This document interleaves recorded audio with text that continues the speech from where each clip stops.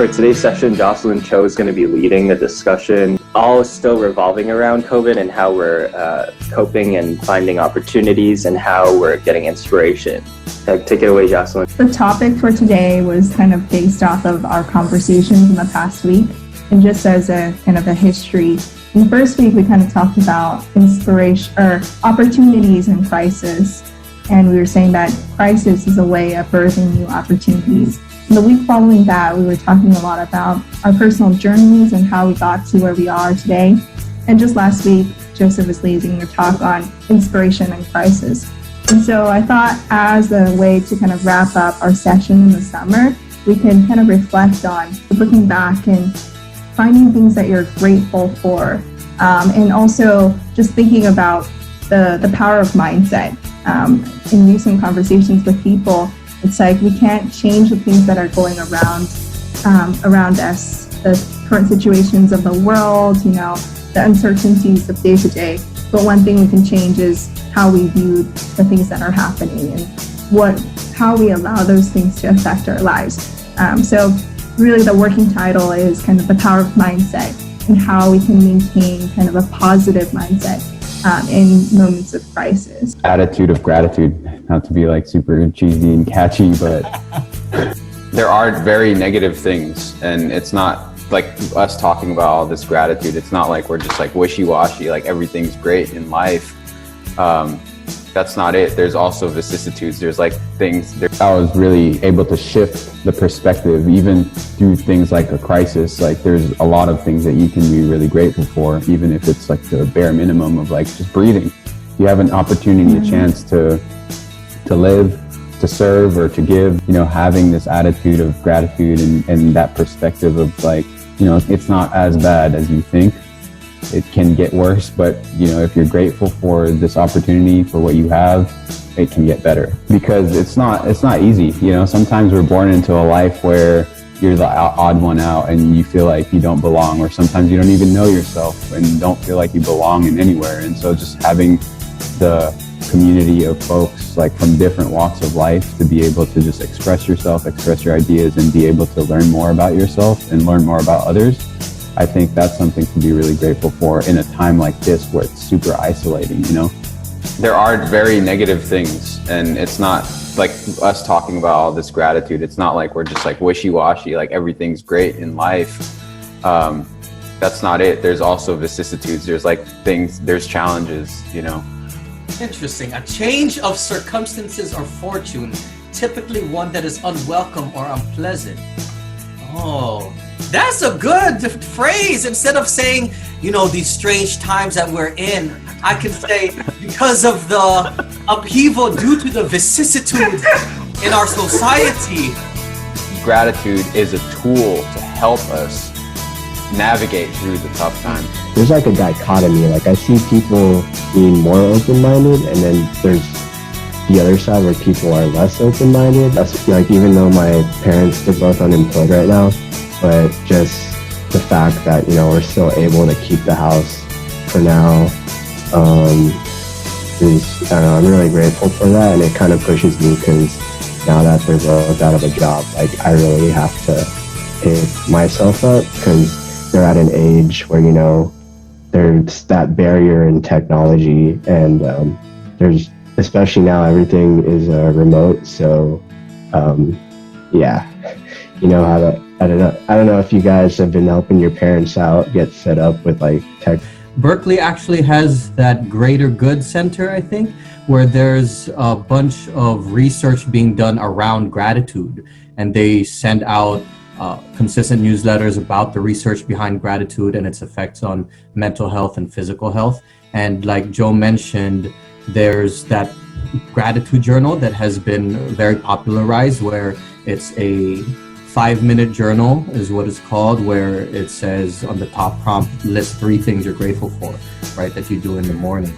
And then at the end of the day, it's what's one awesome thing that happened. So kind of taking those many points of celebration, I think is super good. It made me think of the Strengths Finder. It's a book and run by Gallup.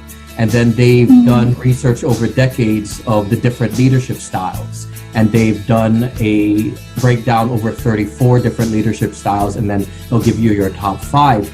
And then it made me think, yo, there are different types of leadership, different ways to engage and move a project forward, and not everybody is perfect at all 34, right? But the aspect is to buckle down on your top 5 of what's really relevant to you.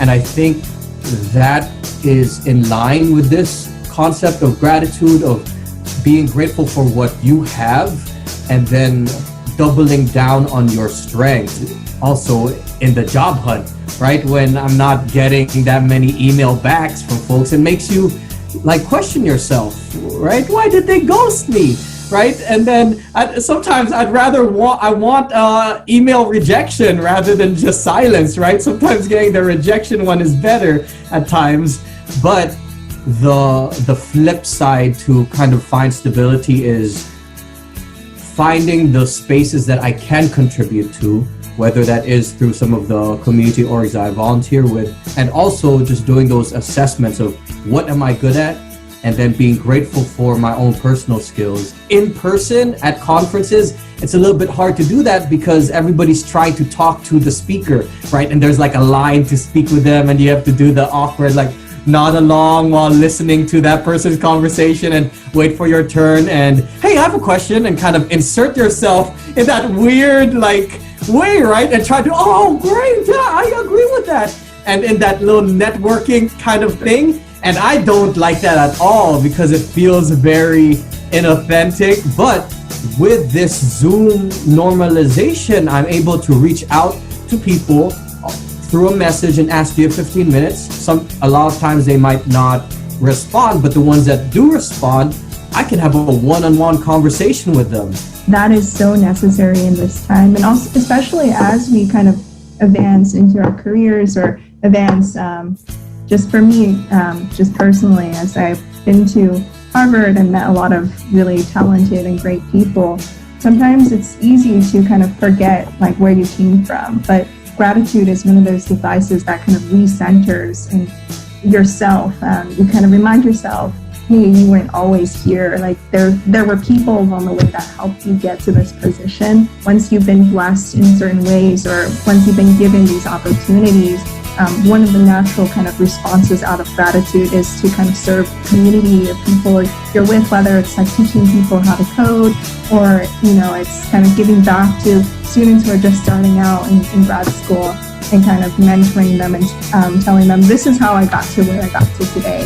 I remember that time when I was still trying to look at what companies to apply to. And the reason why I'm saying that was because the most replies from companies I got were the small companies, the small firms that were kind of like a lot more independent and a lot less established in a way. Like, oh, just because you graduated from Berkeley or an Ivy League, like you have to work in those large companies now. No, I mean, in a situation like this, nobody has any bargaining power.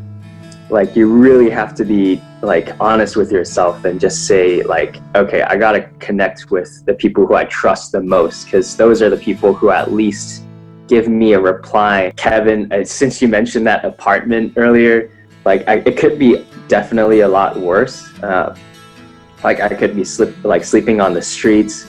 I could be like couch surfing. I could have like no personal belongings. But I was thinking that it actually is very relevant to today's conversation. Remember that you will die one day. Like nothing is for certain, nothing is stable. You never know when the economy is going to change. You never know when the things you once took for granted are no longer in your possession.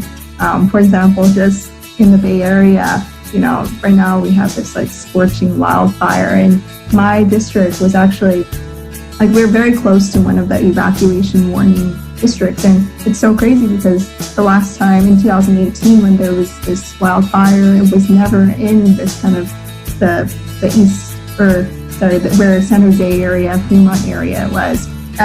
Day by day, if you don't have these devices or these ways of centering yourself, like journaling or kind of talking to people who kind of ground you, you know, you can really live in this like very siloed kind of mindset where, you know, you're making all these decisions that are very selfish, and you're just trying to, you know, increase your, like psychologists talk about ego, you know, inherently they are selfish beings and you want to increase that ego. But gratitude is one of those devices that maybe it's not natural for everyone, but it's a way of kind of stopping that ego from growing, and it's a way of kind of connecting ourselves to the larger world.